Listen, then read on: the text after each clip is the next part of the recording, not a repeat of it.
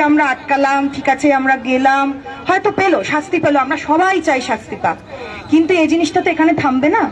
ধরুন দিল্লি হলো, আমার এখানে হলো, কর্ণাটকেও খবর পাওয়া গেছে, একটা ট্রেনে খবর পাওয়া গেছে, আমরা জানি সবাই ইউপি গাজিয়াবাদের ওখানে ট্রেনে হয়েছে।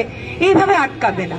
আর সবার পেছনে একটা করে পুলিশ দেওয়া সম্ভব না, এটা কোনো সরকারের পক্ষে সম্ভব না, এটা কোনো দল নির্বিশেষে। তাই আমরা আজ থেকে শিক্ষা দেব, মেয়েকে যেমন দেব ছেলেদেরও সেরকম শিক্ষা দেব। সবাইকে শেখাবো মেয়েদেরকে সম্মান করতে, একদম ছোটবেলা থেকে, যে তুমি কাঁদতে পারো, মেয়েদের মতো কেঁদো না, মেয়েদের মতো ন্যাকামো করো না, এগুলো বলবো না। তুমি মায়ের মতো হতে চাইতেই পারো, তুমি মায়ের মতো হতেই পারো, কোনো ব্যাপার না, অসুবিধা নেই তাতে।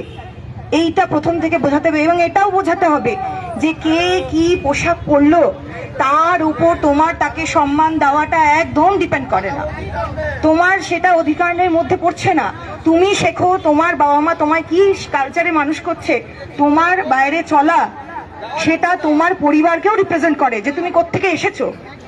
একদিনে কেউ ধর্ষক হয় না, ধর্ষকের বাবা মা থাকে না, ধর্ষক কত উপর থেকে পড়ে, মঙ্গল গ্রহ থেকে? একদম না, আমাদের এখান থেকেই পড়ে। সেই জন্য আমি সবাইকে অনুরোধ করব, একদম ছোট থেকে করুন, না হলে এই জিনিস থামবে না। এবং এটা শুধু মেয়েদের লড়াই একদম নয়, কারণ সমস্ত পুরুষ, আজকে কত ছেলেরা আমাদের সাথে আছে, তারা লজ্জা পাচ্ছে কেন?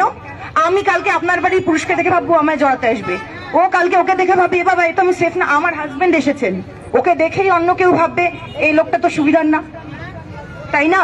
পুরুষদের এটা সবচেয়ে বেশি লজ্জা, মেয়েদের তো লজ্জা বটেই, যন্ত্রণা, পুরুষদেরও লজ্জা।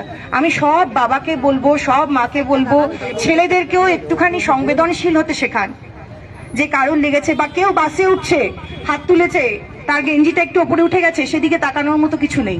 নয় তুমি তাকে বলে দাও যে ম্যাডাম আপনার জামাটা ঠিক করুন, নাহলে তুমি সেদিকে তাকিও না, অন্যদিকে তাকাও। এই